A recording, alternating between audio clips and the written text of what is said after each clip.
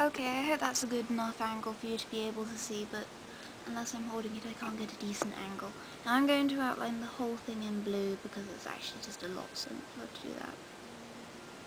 So this is when it gets very, very boring for all you people watching. So I am just going to do a little bit and then I am going to turn this off, and I'm sure you can work out how the rest of this works. Just so you can see, I'm just colouring in the eyelashes because they are basically part of an outline, but they're a lot thicker than most of the lines. So just to make it clear to myself, they are getting filled in. There are other areas that are going to be dark chocolate as well, but if I'm not entirely clear I'm going to screw up later, so I'd recommend you do the same. Sorry, that wasn't even focused on it while I did it. But you can see that with the nose here, I've filled it in a bit more, and the eyelashes have extra. They've just been filled in. And I've got a little mistake there, but it's not a big deal, really. Looking a bit less creepy now they've been outlined, but still, frankly, quite disturbing. I'll try and show you now with Kaoru, or Hikaru, you decide which one's Same, which one's Uke.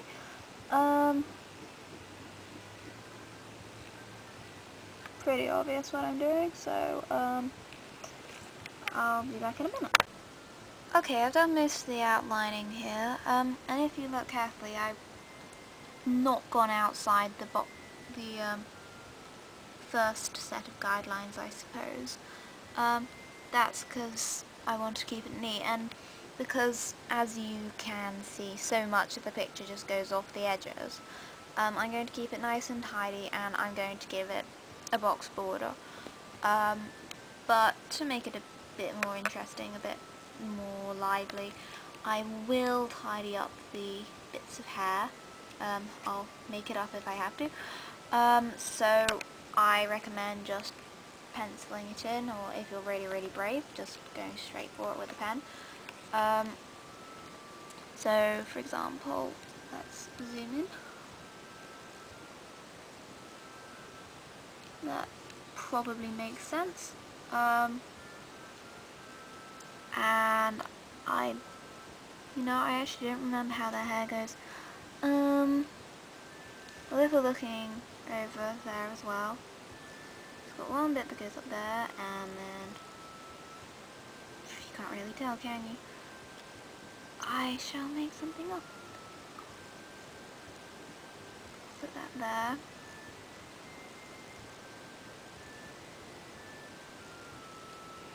Just do something that seems to follow the curve of the lines. That's probably the best advice I can give you. And I'm really bad at line art. I just need to get that off my chest. I'm awful at it, which is why I really shouldn't be doing this straight with a pen, but it's too much hassle to do it any other way. Tiny bit there. And oh yeah, and just his little bits there. Has anybody apart from me noticed that if you dyed these guys' hairs black, they would have duck butt hairs like Sasuke, only with a more interesting fringe? Has anybody else noticed that? No? Okay.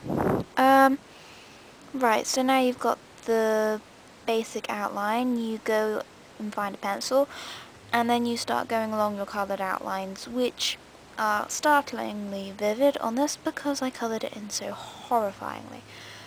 I'll just go and get a pencil. Okay, I've got my pencil. Over here I've actually got the original picture. Oh, it's just so cute. So I was using that for a bit of a reference when the lines got invisible, I suppose. And I'll also be using it for a bit of colour reference. For example, the eyes got really badly messed up, so they've got about 6 different colours in them, whereas they should be about 3. So basically you just follow the edges of the colour. this bit just goes up here and along like that. Don't worry if you make a couple of mistakes. I mean, the most important thing is that you know what the right line is, or that it looks right.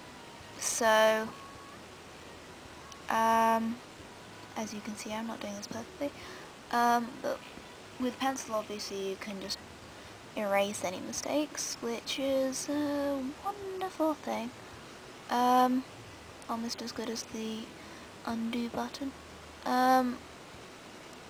But with the pen, like if you look at Hikaru's, I'm going to call that one Hikaru, if you look at his eyebrow, he's got 3 layers to it, where I went and screwed it up.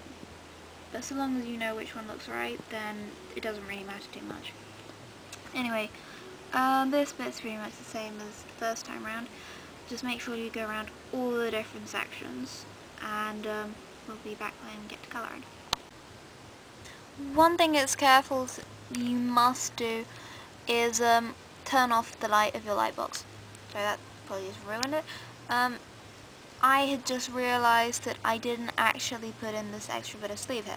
So turn it back on and just outline that. And I'm sure I'm not the only person who's watching who has gone and done a really good picture, and then they've done the line art, and then they've rubbed out the pencil, and then they realise that they missed a bit. So make sure you turn off the light and go over it. Make sure it all appears to make sense, and don't be too creeped out by the fact that eyes have just suddenly changed into strange monstrous beings. I mean, come on, look at Hikaru, it's really weird. First time I did my honey one, I was really freaked out. I don't think I've missed anything, but I'm still going to leave it on top of my light box just to be on the safe side, so that if I do realise anything, I can just go back and correct it quickly. Now I'm just going to take this off and use my ruler to box this off. And I'm going to do that on my desk because a light box is not designed to have a ruler on it. I don't need to show you this. One thing I must say is that I cannot stress how much you shouldn't rub stuff out. The only reason I'm doing this bit is because it is now not part of the pattern anymore. This is just one of the guidelines for these boxes, and I've inked over that. But do not rub over any of your design unless it's completely to be obliterated, because these pencil lines are as vital as your outlines, because they're going to mark where your boundaries for different types of chocolate are. So they do have a purpose. It's not just me being pernickety. Yeah. And sorry if the music's off-putting, but I couldn't be bothered to have tutorial-like music on, so you've now got my favourites playing from my playlist. Okay, I guess next comes colouring. I'll go and get myself some pens.